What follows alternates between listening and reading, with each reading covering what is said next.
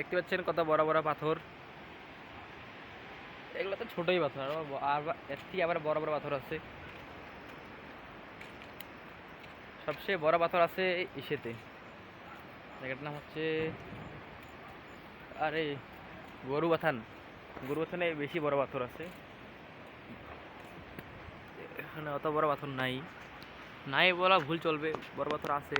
এই যেমন এখানে একটা বড় পাথর আছে, এইটা এটা অনেক বড়, একটা একতলা ঘরের সমান। হয়তো বোঝা যাচ্ছে না অত ভালো করে, কিন্তু অনেক বড় পাথর এটা।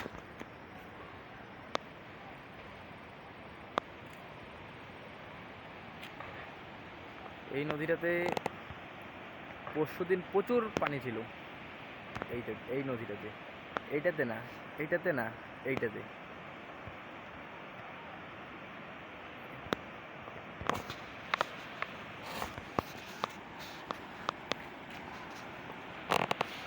আমি আগে এই গ্যারেজটাতে কাম করেছিলাম, এই গ্যারেজটাতে, এই গ্যারেজটাতে আমি কাম করছিলাম আগে। এখন আর আমি এই গ্যারেজের মধ্যে কাজ করি না। এই যে গ্যারেজটা,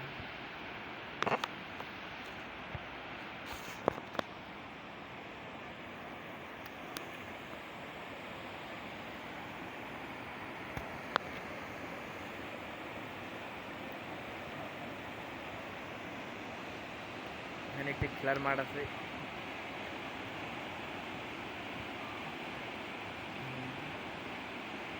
যখন আমি গ্যারেজে ছিলাম তখন আমিও খেলছিলাম এখানে ক্রিকেট, এই মাঠটাতে। এই দেখতে পাচ্ছেন এখানে ক্রিকেটের প্র্যাকটিস চলতেছে। এই দেখুন এখানে একটা ঘর বানানো আছে নেট দিয়ে, চালি দিয়ে আর কি। তো সন্ধ্যা হয়ে গেছে, তাই জন্য আমি এখন রুমে যাচ্ছি। আমার এই যে পানির পাইপগুলা,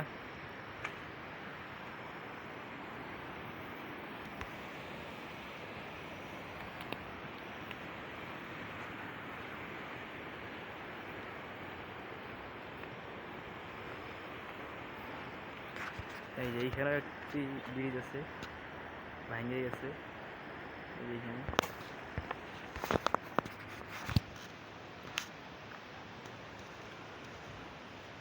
আশা করি আমার ভিডিওগুলি আপনাদেরকে ভালো লাগে।